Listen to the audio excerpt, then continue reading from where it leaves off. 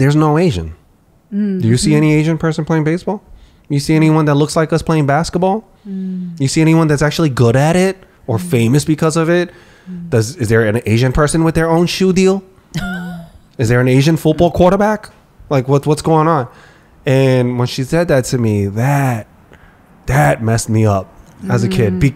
Not in like, okay, you're right, I quit. The other way. You're more defiant now, Get the heck. Oh yeah. I was just looking at her. He's gonna get that shoe deal. He wants to get that shoe deal. I was like, do you know? I was like, no, this and that. Oh man, I went off, and because of that, I started playing even more. I started going out more. I worked even harder, and then I got derailed because I fell into the wrong crowd and got interested in girls. Damn girls. Lucky Boys Podcast.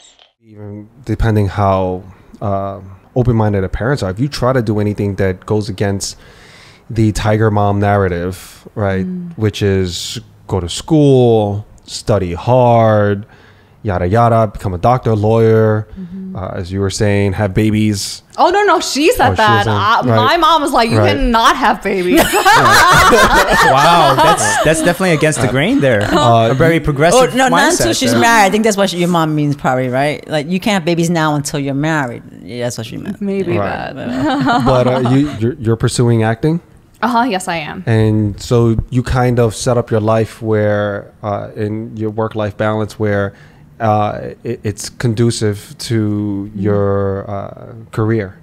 Yes. And we were just talking about, you were saying how challenging it has been. Not only just the industry itself is tough no matter what color you are, but with your parents. Oh yeah. Well, so my mom, she is an immigrant from Hong Kong. She married my dad, and all her life she grew up poor. And so the instability of her working day in, day out, she just doesn't want me seeing, or she doesn't want to see me going through what she went through, like working a really hard job. She wants me to sit in an office in front of a computer, typing away and making a steady paycheck. With your health insurance. With my health insurance. But I didn't give a fuck. Like, I legit quit my job. Every time I felt like I was done with a place, I would just quit. And she's like, what happened with that place? And I would tell her how unsatisfied I am working at that job because my passion is towards acting and performing. And she was like, oh, if you're in that industry, all you do is sleep around and try to get roles. Because in Hong Kong, I think it was a little bit more dark back then, or even now. And so she has these preconceived notions. And I'm like, no, Mom, I'm trying to do this because I want to change the way Asian Americans are viewed in this country. And she just doesn't want to hear about it. And she doesn't know what I do at Aldef. Like, I don't even know. I don't think my mom knows what I do explain. either. So they just know I'm employed. Right. So how did she find out you were acting? Did you tell her? I've been studying acting since 2012. So I quit my job with Nydia Velazquez, a politician in New York City. And I told her in letter form that I'm pursuing acting. And she thought I was kidding. And Wait, this is to your mom, you're saying, in a letter. Oh, okay. Yeah, because I have you wrote a letter to your mom. in Chinese, yes, Okay. confessing my passion. Right. And she didn't have anything to say. She's like, oh, maybe it's just a phase. And I told her, I was like, oh, I'm going to be in this acting program for 1.5 years. And I will invite you to my showcase if you decide to show up. She did not show up. And then it's really hard to break it in as an Asian American actress, or even if you're a white person, it's hard to break in. So I wrote a solo show in 2014, finally put it up in 2016, directed by MC Jin. And then I was like, yo, Mom, come and check it out. And she didn't want to come. And my aunts and my uncles and my cousins bought tickets. And then they're like, oh, hey, are you coming to Judy's show? And then she was like, oh, maybe. And I was like, oh, if you don't know how to get to the theater, why don't you go with our cousin Ray and Uncle Bobby or something? And so she came, she saw the show, and she was like, she didn't talk to me that night. We ignored each other as usual. Wow. And then It's really uncomfortable. I know, and my aunt and my uncle, walked up to her the next day just saying, oh, hey, did you know she's pursuing something like this? You know, acting is a really hard path.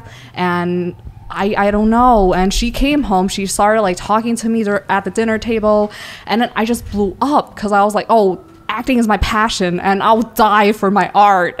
And I cried and I was like, I'll die for it. And she was like, oh, I don't understand. Da, da, da. So we had a falling out from that. And I think we didn't talk to each other for a really long time, actually. And we lived with each other. So it was really hard.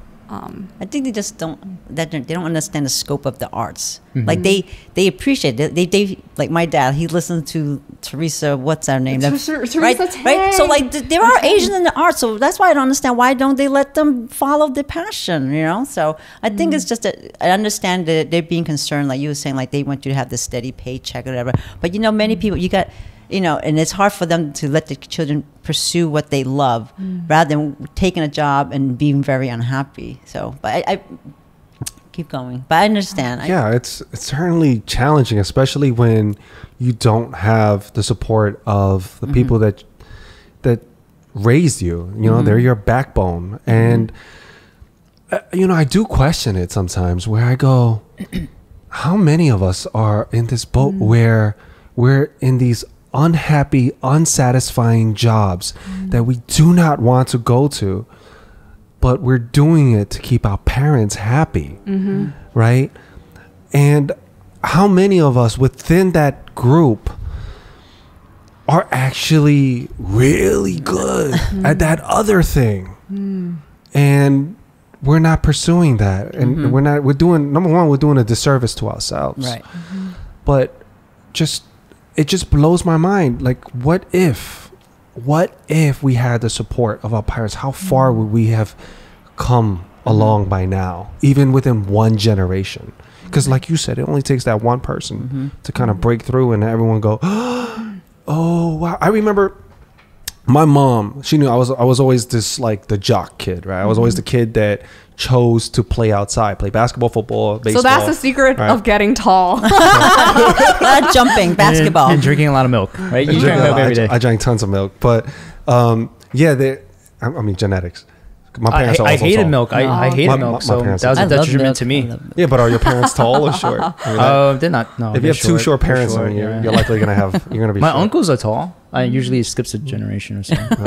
But then the dominant gene becomes, Right. I mean, unless you had two recessive genes, but that's a whole nother conversation. Yeah. But I would always choose to play outside and do all this other stuff. And my mom would tell me, stop playing outside all the time. Stop running around with all these kids. And I'm saying, I never got it. I just kind of ignored her. She goes, and she would make up excuses like, look, your skin's getting like super dark and tan. Oh, yeah. Right? Because, you know, like Asians love. Yeah, like a siao guy. Yeah, My and- mom would say that to me all the time. Yeah, like the skin of a roasted duck, right? Or my mom would also say that, or my brother would say like soy sauce, like my skin's dirty. Yeah, And soy sauce chicken. That's what my mom would say. so I ignored it because as a kid, you just want to have fun. And I love soy sauce chicken. Right. And it's delicious. So much better. And at some point, as I gotten older, my mom knew that wasn't going to work on me and stop me from going out anymore. So she was just extremely blunt. When I got older, she said, and when I got older, I mean like 11, 12. Keep it, when you grow up in an Asian household, you know, nothing's ever good enough. That's one, right? In that type of household. And two, when you grow up in New York City, you grow up really fast. So there's the filter just comes off at a very young age. All right, when you're turning the corner on puberty, I feel like. But when she took off the gloves and she just said, "There's no Asian. Do you see any Asian person playing baseball? You see anyone that looks like us playing basketball? You see anyone that's actually good at it or famous because of it? Is there an Asian person with their own shoe deal? Is there an Asian football quarterback? Like what's going on?" And when she said that to me, that messed me up as a kid. Not in like, okay, you're right, I quit.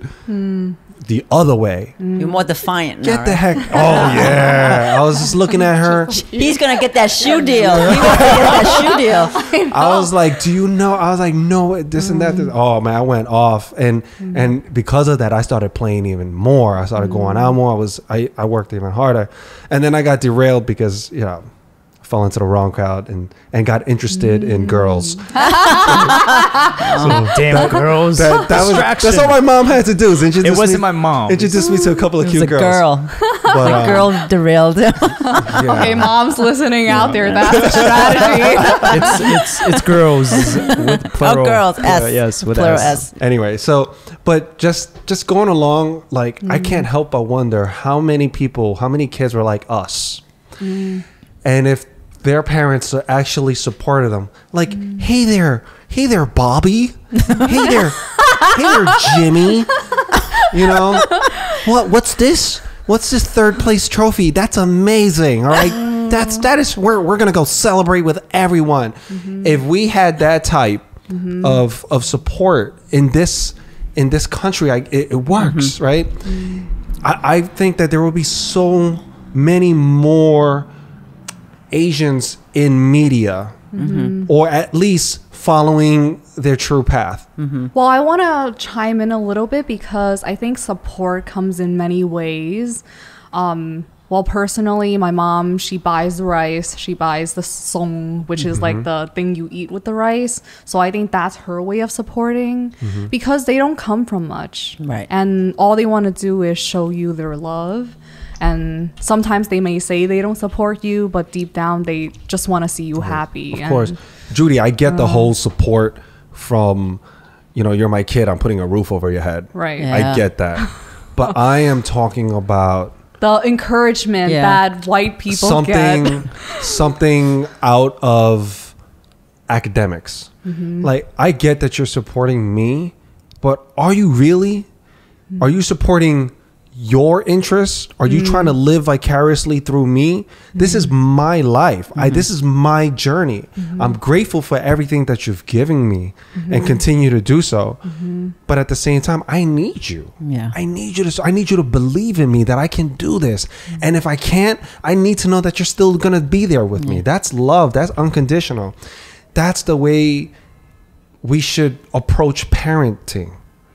I really think so. I mean that's the way I do, at least. Yeah. And I can say that if my parents had that approach with me, I would have turned out way better as a teenager. Oh, stop that. I was super rebellious not as a man. As a man, I can't blame my parents anymore. I'm a grown man. Like these are everything.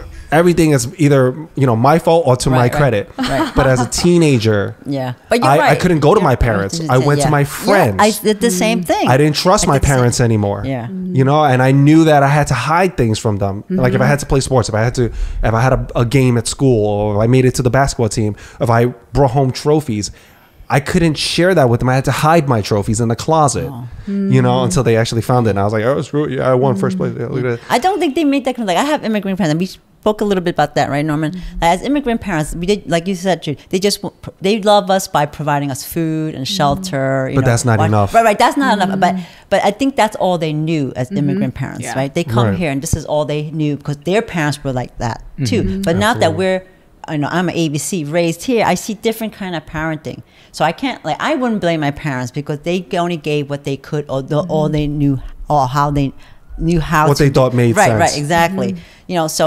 So they weren't the one that hounded me to be a doctor or lawyer. They were kind of pretty much absent in my education. You just knew I went to school. So when I talked to my other friends who were my generation, we navigate the whole education system on our own. The application process, choosing the high school applications to college, selecting. It wasn't until some of my friends goes, oh, Mom, I'm going here. The parents are totally not involved just because, they don't understand the process, but also because they're too busy working, right? And then there's a language barrier because, I'm speaking Chinglish. How do I say application process to Mom? Right. How do you say financial aid, FAFSA, and all that kind of stuff? Right. And it's just like, we did it all ourselves. The people, we did it all ourselves. The only time my parents ever showed that was maybe in time for graduation or the parent-teachers meeting if there was a Chinese interpreter. So I didn't have the kind of parents that were hounding me. You got to be this and this and this. I think our parents... I agree, but somewhat disagree. I think I agree with a lot of what you say. It makes a lot of sense, and I agree that they just don't understand. But I think that's, I think that the fact that they don't understand is because they don't see an Asian person excelling in that area. Right. If they just saw one with the same story, they would be open up. Michael Chang, tennis player. Tennis. As soon as he started making all these Chinese newspapers, and got in my parents' radar in Chinese news at night. You better go play tennis. How about my that? mom signed me up for tennis classes. She said, "Screw basketball, play Baseball. tennis. Look how long and fast you are. You can you run around with these kids all day." bro. I think you could have dominated tennis. Yeah, but I didn't like tennis. Right, yeah. It wasn't fun for me. I And like in team Chinatown, sports. there's no tennis back then. Yeah, there's no tennis. There was no tennis. Yeah. Yeah. But we didn't get that, like you were saying, we didn't get that support. I mean, you're right. I think they could have applied themselves more. But I think also as a teenager, I'm thinking back, like, did I ask them? Did I ask them to be part of my life, my schooling? But I'm like, what, 13, 14, 15? How do I know how to make that connection in my Chinglish? Right. How do I do that? That and when they're working all the time. Right.